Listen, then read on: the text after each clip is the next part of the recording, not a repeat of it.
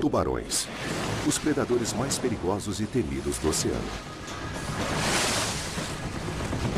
Mas até os grandes tubarões brancos perdem o brilho quando comparados ao maior tubarão que existiu, o megalodonte. A tradução literal de seu nome é dente grande. Um tubarão pré-histórico com mandíbulas de 3 metros revestidas com fileiras de dentes serrilhados mortais. O megalodonte usava essas mandíbulas para provocar ferimentos imensos até nas maiores baleias do oceano. Seus dentes eram enormes. Triângulos largos e grandes entre 15 e 17 centímetros, serrilhados implacavelmente de um lado, como se fossem facas de churrasco. Agora, 2 milhões de anos depois que o último megalodonte desapareceu misteriosamente do registro fóssil, cientistas estão investigando o verdadeiro formato, tamanho e comportamento de um dos mais temíveis predadores da história.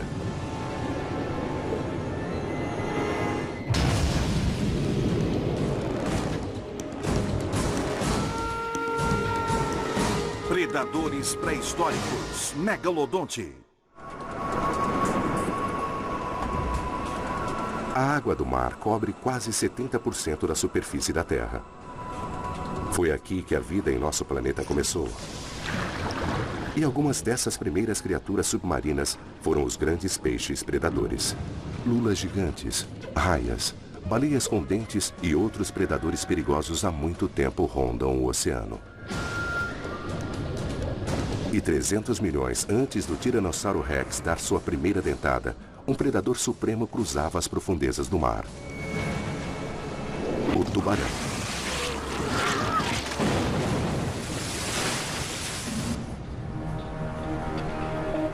Paleontólogos descobriram provas fósseis incríveis desses predadores que remontam a mais de 400 milhões de anos. As características biológicas desses tubarões se mantiveram incrivelmente estáveis durante todo esse tempo. Se olharmos para um tubarão de, digamos, 350 milhões de anos atrás, não teremos dificuldade em identificá-lo como sendo um tubarão. Pode haver algumas diferenças em relação à aparência convencional de um tubarão atual, mas não vamos errar. Saberemos imediatamente que estamos vendo um tubarão. Embora vários desses tubarões pré-históricos estejam extintos, o grande tubarão branco que ainda cruza o oceano atualmente sobrevive há mais de 10 milhões de anos.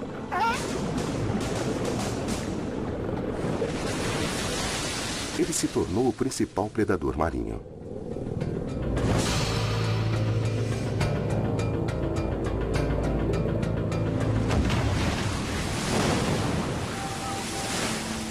Mas o tubarão branco perde o brilho quando comparado a outro tubarão gigantesco que dominou os 7 mares e a todos os outros predadores do mar.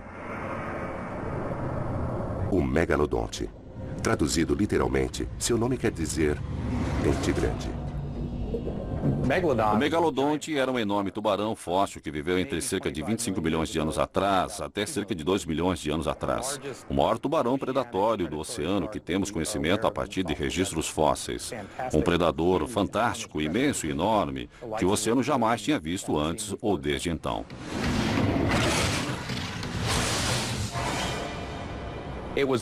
Foi um dos maiores predadores de todos os tempos. Todos aqueles dentes enormes e afiados como lâminas, incorporados a um animal do tamanho de um ônibus de turismo. Realmente foi o predador supremo. Nunca um predador máximo tinha marcado tão profundamente o planeta, deixando apenas pequenos traços de si mesmo para trás.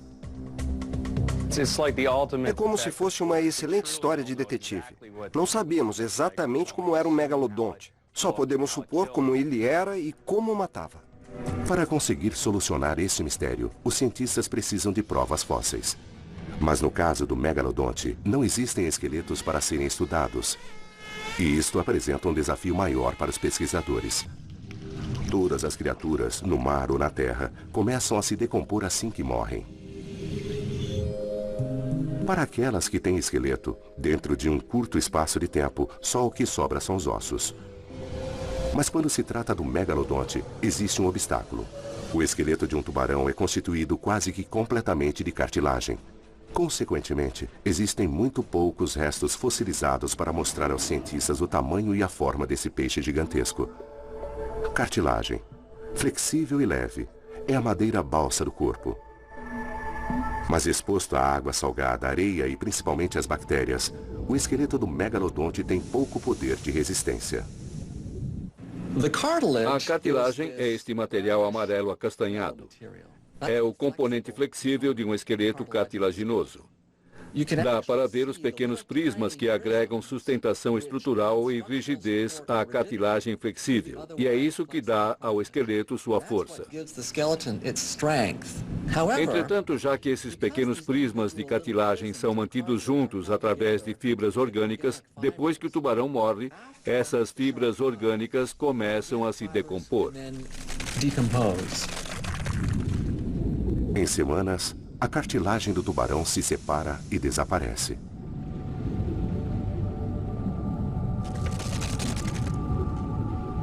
Os dentes, protegidos por uma camada de esmalte, são uma das únicas partes do esqueleto que sobrevivem.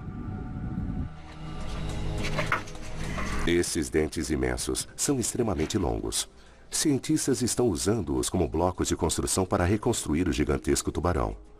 Os únicos outros restos mortais existentes e conhecidos são os poucos pedaços da espinha dorsal. Os penhascos de Calvert, ao longo de Chesapeake Bay, na área de Maryland, são um local famoso pelas descobertas de fósseis de tubarões pré-históricos. O Dr. Stephen Godfrey pesquisa fósseis aqui há mais de 10 anos. Durante esse tempo todo, ele nunca encontrou um só dente de megalodonte. Ah, sim, muito bom, a maré está baixa.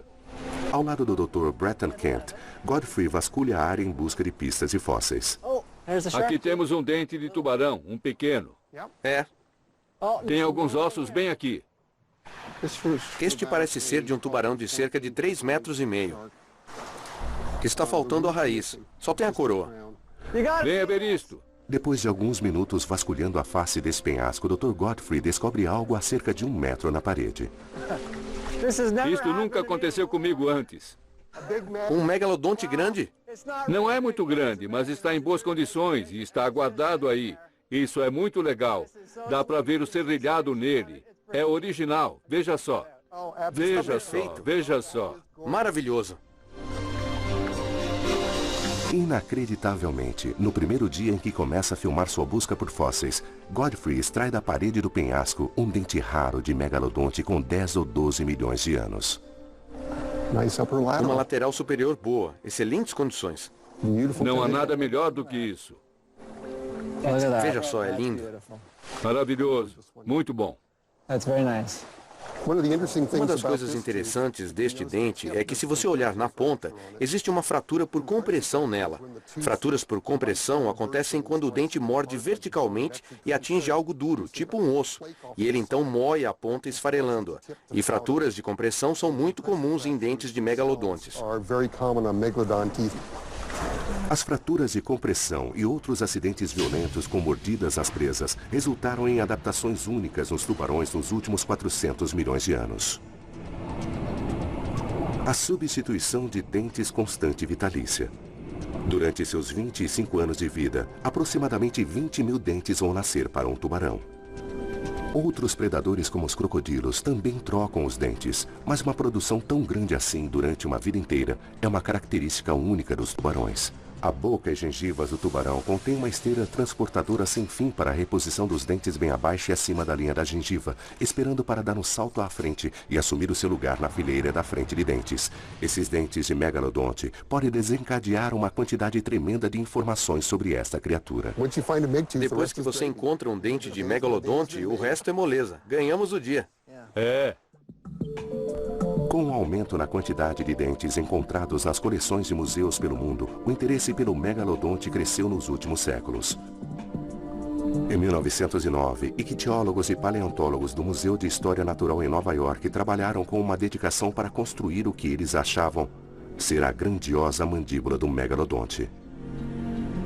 A mandíbula construída causou furor, mostrando uma coleção de dentes afiados e asquerosos dispostos em uma boca aberta de 3 metros de altura.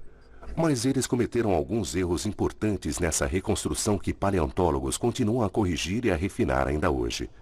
O zoólogo e colecionador de tubarões Dr. Gordon Hubel estuda dentes e mandíbulas de tubarões há 4 décadas. No início do século XX, quando reconstruíram aquela mandíbula de megalodonte, além de terem problemas com a fixação dos dentes na mandíbula, não conheciam a fórmula dental. Não conheciam a organização dental do megalodonte. Então os dentes foram colocados meio que ao acaso. Ao construírem o modelo, os cientistas parecem ter escolhido os maiores dentes disponíveis no depósito de fósseis ao redor do mundo. E as dimensões refletiram isso. A mandíbula era enorme. O trabalho de 1909 acabou levantando questões. Todos os dentes vão da frente para o fundo e precisam ser tão grandes. E depois, havia o número de dentes na mandíbula. Parecia excessivo. Essa versão do megalodonte tinha mais dentes que o moderno tubarão branco. Essas dúvidas abasteceram um debate ainda maior. Será que o tubarão branco moderno é o melhor parâmetro para comparar tamanho e forma do megalodonte? Qual é a relação do parentesco dessas criaturas das profundezas? Ryan Johnson estuda pessoalmente os grandes tubarões brancos bem de perto nas águas da África do Sul.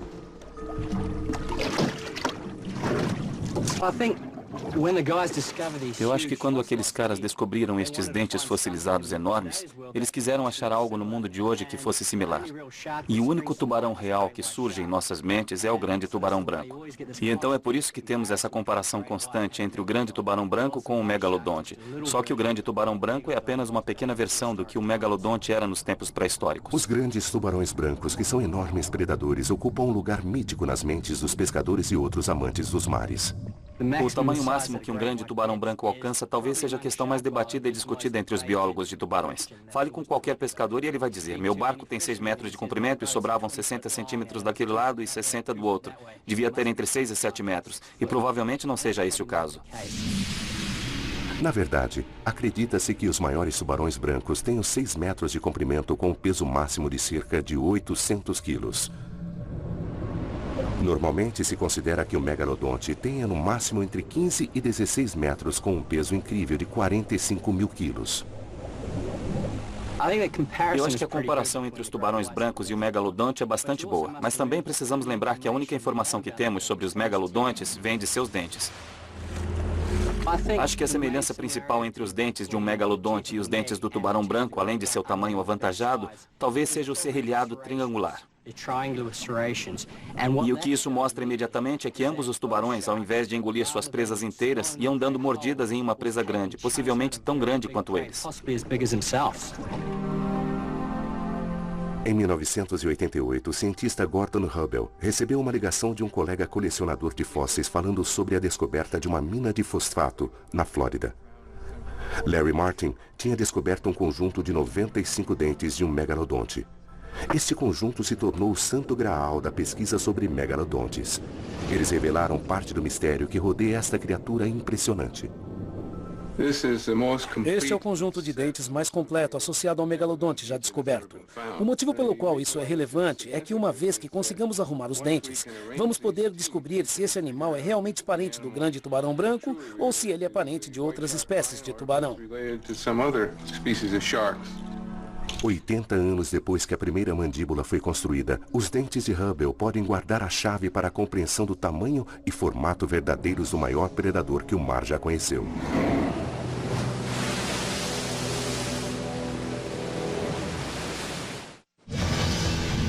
Megalodonte, um predador feroz que cruzou os mares durante 20 milhões de anos e só o que sobrou dele foram dentes e algumas poucas vértebras dispersas. Em 1988, Gordon Hubble ajudou a identificar a mais completa coleção de dentes de megalodonte. Mas como esses dentes se acomodavam todos juntos dentro da mandíbula do tubarão, Hubble estava confuso. Foram cerca de 10 anos de frustração, porque não sabíamos na época qual era a fórmula dental de um megalodonte. E então, cada vez que um cientista nos visitava, ou qualquer pessoa que quisesse ver os dentes, nós o convidávamos a arrumar os dentes da maneira que eles achavam que fossem dispostos na boca.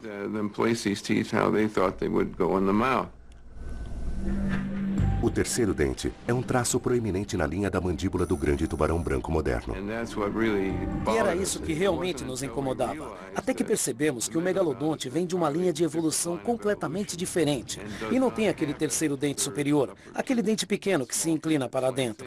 Mas tem um terceiro dente superior que tem mais ou menos o mesmo tamanho dos primeiros dois dentes. Quando descobrimos isso, tudo se encaixou direito. Existem 24 dentes na mandíbula superior. A mandíbula inferior tem um total de 22 dentes. Atrás dos 46 dentes na fileira da frente, aproximadamente 200 dentes extras aguardam enfileirados uma chance de se projetarem para frente e assumirem seu lugar no campo de batalha predador.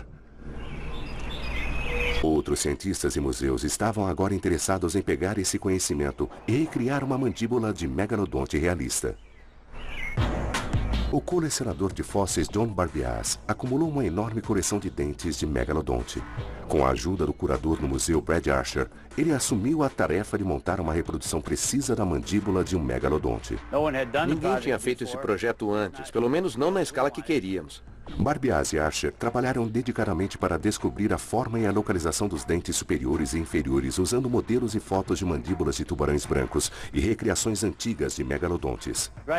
Logo no início nós pensamos, droga, esses dentes não vão caber porque são grandes demais e não tem espaço na mandíbula, a não ser que este tubarão só tivesse 4 dentes enfileirados, e sabemos que isso não está correto. Primeiro os dentes são lixados, depois um buraco é feito na base do dente e um bastão de metal é inserido. O bastão depois é preso no molde da mandíbula.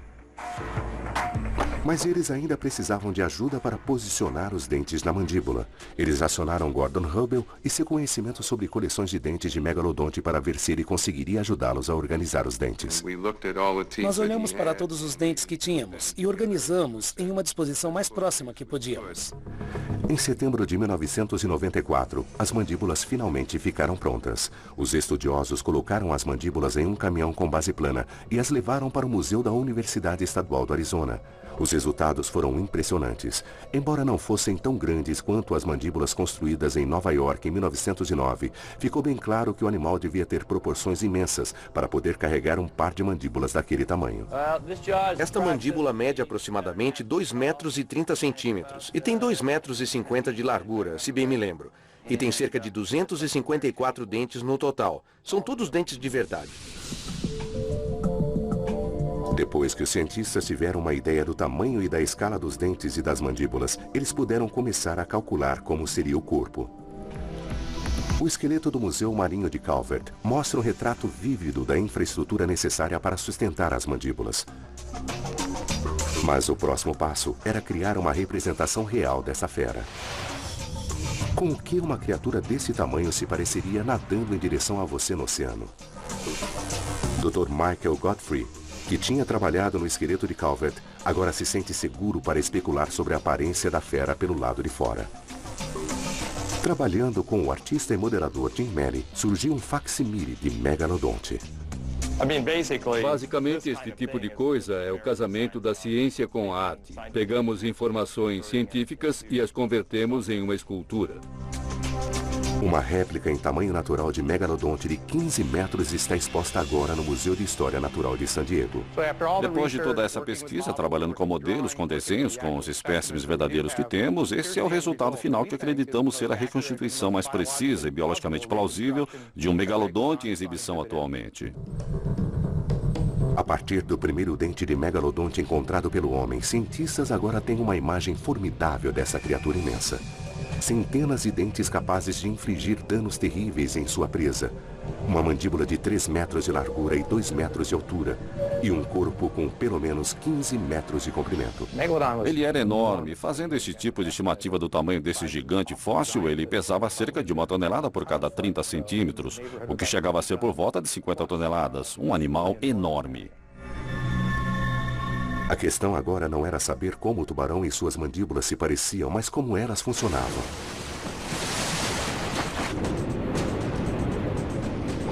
Cientistas, às vezes, analisam a mordida e o comportamento agressivo do grande tubarão branco moderno para tentar entender como o megalodonte se comportava.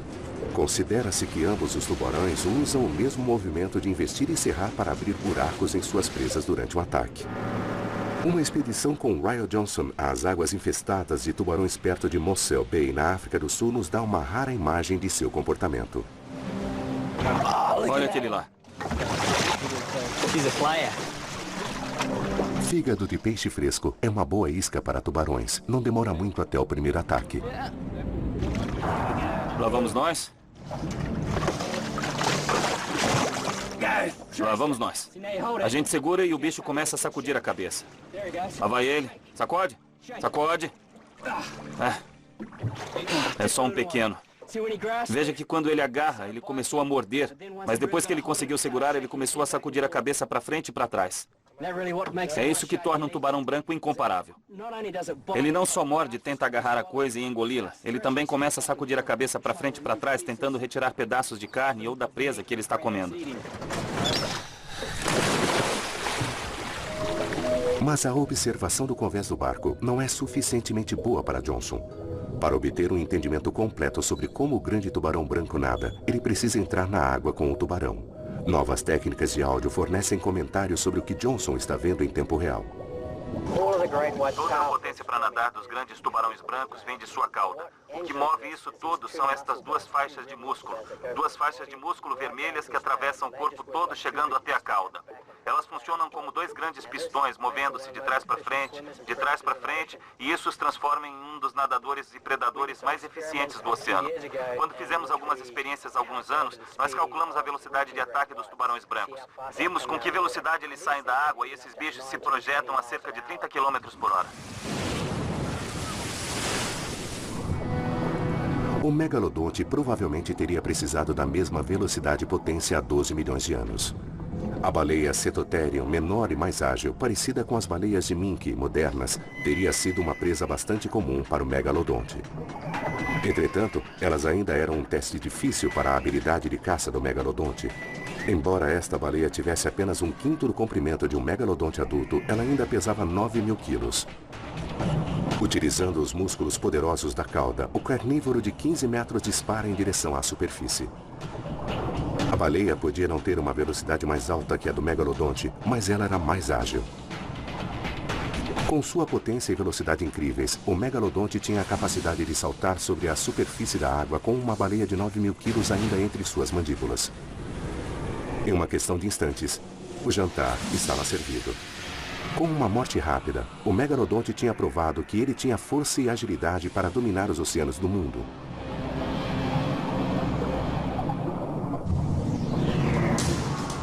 O megalodonte dominou os oceanos por quase 20 milhões de anos. Mas até os predadores do primeiro escalão precisavam manter sua linhagem passando de geração em geração. A maioria dos cientistas concorda que, como o tubarão branco, o megalodonte pré-histórico deu à luz descendentes vívidos. O megalodonte provavelmente dava à luz apenas um filhote de cada vez.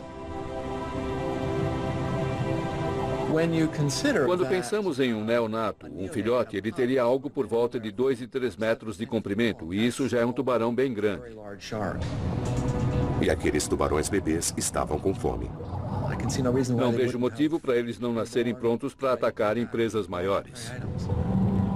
Uma manada de dugongos dóceis, ou vacas marinhas, como eles às vezes são chamados, pode ser um convite para a primeira refeição de um predador supremo. Uma outra espécie de mamíferos marinhos que eram presa dos megalodontes eram as vacas marinhas. Eles eram dugongos e não manatins. Manatins são uma aquisição evolucionária mais recente. Então os dugongos têm caudas parecidas com as dos golfinhos, ao contrário dos manatins, que têm caudas com pontas mais arredondadas, mais parecidas com as dos castores.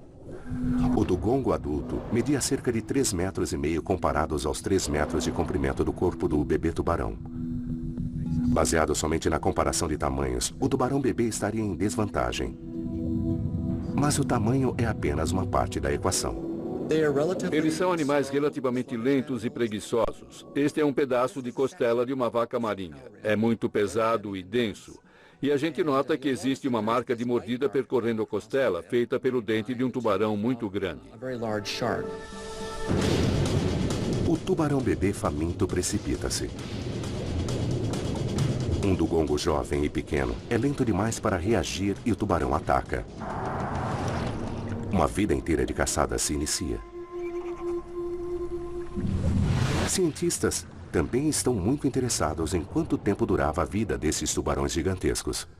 No Laboratório Paleontológico de Preparação de Fósseis do Museu de História Natural da Flórida, o Dr. Bruce McFadden e seus alunos estão fazendo uma pesquisa revolucionária em relação ao tempo de vida e hábitos alimentares dos tubarões pré-históricos. Os cientistas estudam os anéis de crescimento nas relativamente poucas vértebras dos megalodontes que existem. Esta é uma forma de se descobrir mais sobre essas feras magníficas e suas vidas cotidianas. Contamos da mesma forma que contaríamos anéis nas árvores. A parte inferior da vértebra de um tubarão é conhecida como centro ou corpo. No megalodonte, os corpos das vértebras são extremamente raros. Cientistas estão analisando as poucas amostras que eles têm para ver o que mais eles conseguem aprender sobre essa fera pré-histórica. A maioria das amostras que temos indicam que o megalodonte vivia entre 25 e 40 anos. Ele poderia viver mais, pois não tinha nenhum predador. Estimativas sobre quanto o megalodonte precisava comer varia entre 600 a 1.200 quilos de comida por dia. Esses animais altamente energéticos devem ter consumido uma grande quantidade de peixes e mamíferos marinhos para sustentar sua vida. Não sabemos exatamente que alimentos comiam. Não importa o que eles estavam comendo, uma coisa é clara. Esses tubarões imensos passaram a maior parte de suas vidas em busca sem fim por comida. E 15 milhões de anos atrás, os oceanos do período miocênico estavam repletos de uma variedade de vida marinha da qual os megalodontes podiam escolher para se alimentarem. Baleias, golfinhos, dugongos, tartarugas marinhas enormes e grandes quantidades de peixes supriam as águas costeiras ao redor do mundo. O megalodonte provavelmente comia de tudo. O grupo mais comum de baleias durante o Mioceno era o de Cetotherium. Essas baleias pequenas mediam entre 3 e 6 metros e eram encontradas em águas costeiras mais cálidas em todo o planeta. Uma baleia que se alimentava com plâncton, crustáceos e peixes pequenos. Esses mamíferos do mar eram rápidos e ágeis, apesar de seu tamanho robusto, pesando entre 9 e 18 mil quilos. Como o dugongo, essas criaturas dóceis eram provavelmente alvos fáceis para os megalodontes famintos.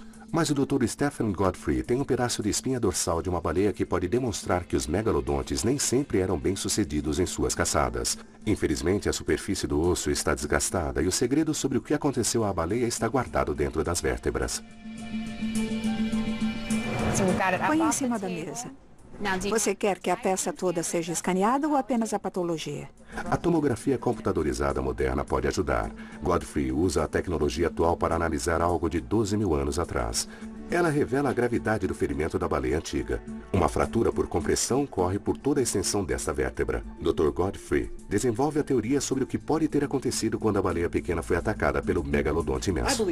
Acredito que esta baleia foi atacada por um megalodonte gigante. E o impacto intenso fez com que a vértebra experimentasse um esforço intolerável. Isso fez com que a vértebra saísse do lugar, viesse para frente, e a cicatriz que temos aqui é a prova de que, apesar da intensidade do impacto, ela sobreviveu. Esta é a história da chance que o megalodonte perdeu de capturar uma presa e a luta de uma baleia para se safar. Talvez desta vez, quando o megalodonte à espreita olhou para a superfície da água, ele viu um grupo de 3 baleias nadando.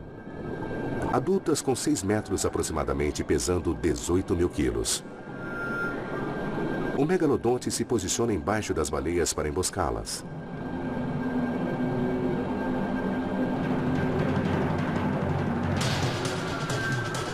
A baleia pequena hesita e o tubarão gigante não consegue acertar sua trajetória.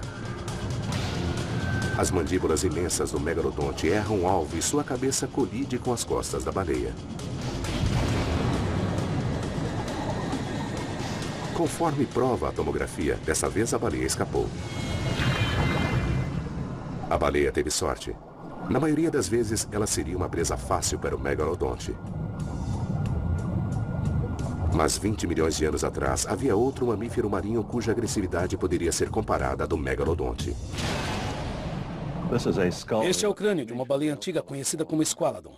E esses animais conseguiam ecolocalizarem-se e eram os predadores supremos de seu tempo. A Squalodon deve ter sido uma adversária formidável. Essas baleias com dentes enormes não eram tão grandes quanto os megalodontes, mas tinham um bom tamanho, entre 7,5 metros e 9 metros. Seria um bom tamanho para uma Squalodon. A Squalodon era um predador supremo, como as rápidas orcas atuais. Se quisermos interpretar qualquer comportamento de um animal extinto, temos que analisar os animais modernos. No caso das Squalodons, analisaríamos as baleias assassinas modernas. Sabe-se que as baleias atacam tubarões. Não é uma rua de uma só mão, onde só os tubarões atacam as baleias. Sábados. Uma Squalodon com um comprimento máximo de 9 metros não conseguiria dar conta de um megalodonte de 15 metros sozinha, mas ela lutaria. Se um megalodonte localizasse uma Squalodon, ele não hesitaria em atacar. Cientistas acreditam que esses mamíferos marinhos deviam viajar em grupos. A Squalodon, sendo uma baleia com dentes, deveria ser um animal muito inteligente. O megalodonte, nem tanto. A capacidade de raciocínio mais alta nos tubarões não era tão desenvolvida quanto a que encontramos nos mamíferos marinhos.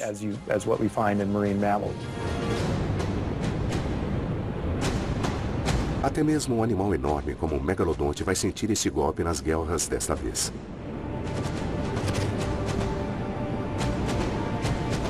Ele está em menor número.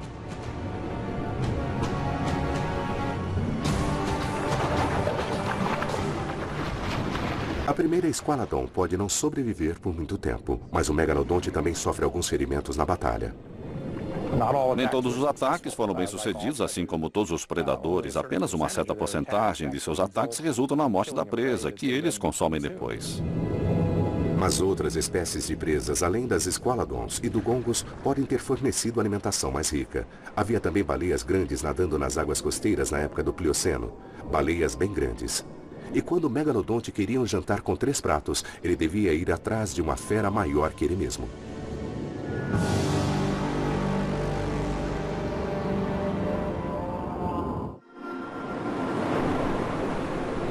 A baleia azul moderna é um animal magnífico. Raramente fotografada e normalmente vista por acidente, esse mamífero marinho imenso é um lembrete alarmante da majestade impressionante de algumas das criaturas mais arredias dos mares. Há 5 milhões de anos, encontros de baleias com megalodontes deviam ser impressionantes. Fico pensando sobre a aparência antiga de animais modernos, como as baleias azuis e as baleias afins. Deveriam ser animais litorâneos, seriam animais migratórios. Elas deveriam ser cinza, com um sombreado mais claro embaixo. Estimamos o peso das baleias em cerca de 1 tonelada para cada 30 centímetros. Então, se temos um animal com 22 a 25 metros, pesaria 75 a 80 toneladas. Existem pelo menos 5 espécies lá, parecem pedaços de barbatanas. O Dr. Lawrence Barnes e seus colegas descobriram centenas de barbatanas de baleias nas últimas décadas. Uma descoberta intrigante foi uma baleia grande encontrada perto de Santa Bárbara com uma ponta de um dente de tubarão presa em sua maxila. Uma criatura que era possivelmente 3 a 9 metros mais comprida que um megalodonte. Uma baleia que talvez pesasse 22 toneladas a mais que o tubarão. Mas a recompensa por matar uma baleia maior teria sido uma fonte de alimento muito maior para o megalodonte.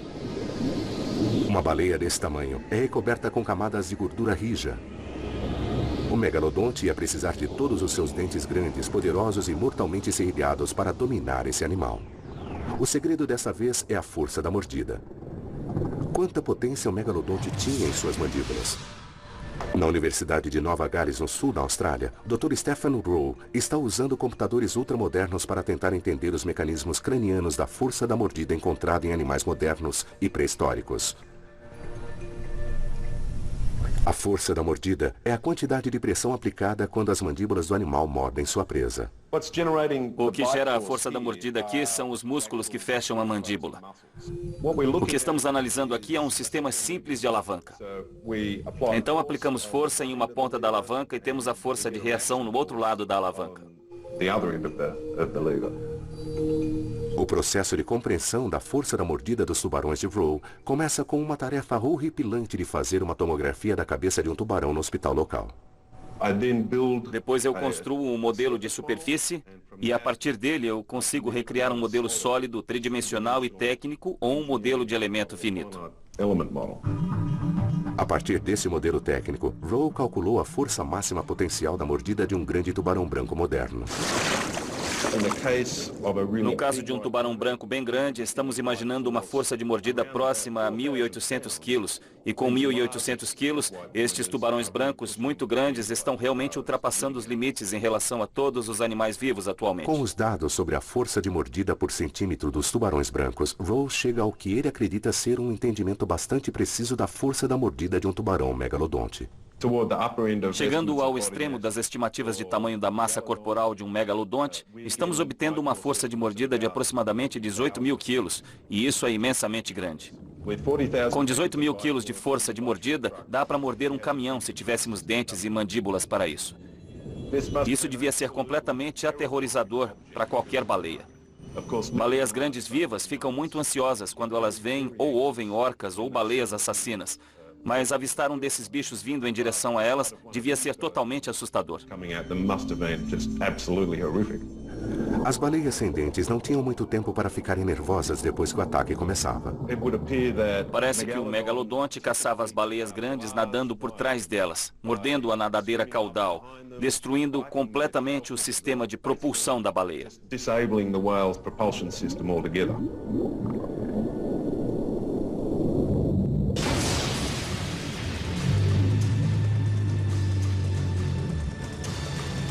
Isto é morte certa para a baleia, já que ela vai sangrar pela ruptura feita em sua artéria. Mas sem mãos para segurar sua presa enorme, como o megalodonte evita que uma baleia de 68.000 quilos fuja depois de uma mordida na barriga ou na garganta? Na Universidade Estadual de Wright, em Ohio, o paleontólogo Chuck Ciampaglia montou uma experiência que demonstra o potencial mortal de um megalodonte durante o ataque a uma presa gigantesca. Um molde de gel com alta densidade vai simular a carne da baleia. A parte central da demonstração é o conjunto de mandíbulas mecânicas de megalodonte que ele acha que vai simular o movimento único da mandíbula na boca do tubarão. Estas mandíbulas são muito interessantes porque, além de serem capazes de subir e descer, elas também se movem para frente, assim como os tubarões da família Lamnidae modernos. E o megalodonte talvez fosse assim também. As mandíbulas de metal estão presas na mesa e, ao invés de fazer a mandíbula atacar o molde, a mordida é produzida fazendo com que o molde assuma sua posição dentro da boca. O tubarão usa seus dentes inferiores para iniciar o ataque e manter a vítima no lugar. Podemos ver os dentes inferiores enterrados cerca de 7,5 centímetros na carne. Isso está segurando a carne e agora os dentes superiores vão fazer a sua mordida. A mandíbula superior morde a presa com seus dentes poderosos e serrilhados. Nesse ponto, o megalodonte começaria a sacudir a cabeça para frente e para trás até firmar a mordida. A mandíbula inferior continua a penetrar na carne de gel, enquanto que a mandíbula superior única, com sua habilidade de se mover independentemente do resto do crânio, vai dando mordida atrás de mordida, puxando a carne para dentro da boca, enquanto vai se alimentando. Criamos ferimentos enormes em nossa presa. Podemos ver que os dentes fizeram grandes marcas de goiva e separam quase a metade da carne. Agora, se isso fosse com um tubarão de verdade, este pedaço de carne provavelmente se esticaria em ambas as direções em cerca de 1,20 m por causa do tamanho das mandíbulas. E teríamos provavelmente uns 40 dentes dentro da carne. As mandíbulas mecânicas não deixam dúvidas sobre a poderosa combinação entre a força da mordida e o poder de corte que o megalodonte usava em presas como a baleia de Santa Bárbara. Em poucos minutos, a baleia se torna apenas uma carcaça saborosa flutuando no sul da costa da Califórnia. O megalodonte encontrou comida para mais um dia, uma grande refeição. Mas infelizmente para o megalodonte, durante a época do Plioceno, as temperaturas do oceano começaram a baixar. O número de espécies de baleias também diminuiu. O reinado do megalodonte como maior e supremo predador do mar estava provavelmente chegando ao fim. O megalodonte desapareceu dos registros fósseis durante a época do Pleistoceno, há cerca de 1.800.000 anos. Cientistas não sabem por que o período no topo da lista dos predadores supremos dessa máquina mortífera eficiente chegou ao fim. A extinção é sempre algo que fascina as pessoas. Nós queremos saber não só como as coisas vivem, nós queremos saber por que elas morrem e por que não estão mais entre nós. A suposição é sempre de que a extinção é de alguma forma culpa do animal ou das espécies que se extinguem, ou é porque ela estava mal adaptada ou por um fato negativo. Mas nem sempre esse é o caso. Sem dúvida nenhuma, as espécies querem perpetuar a sua existência. Os paleontólogos não sabem o que acabou com os tubarões. Será que outro predador supremo, como a baleia assassina, acabou com o megalodonte? Outra possibilidade intrigante é a mudança no clima. Entre 6 e 1.800.000 anos atrás, quando os dentes de megalodonte desapareceram do registro fóssil, os cientistas notaram um esfriamento nas temperaturas do oceano. Isto pode ter afetado um tubarão acostumado a nadar em águas mais quentes.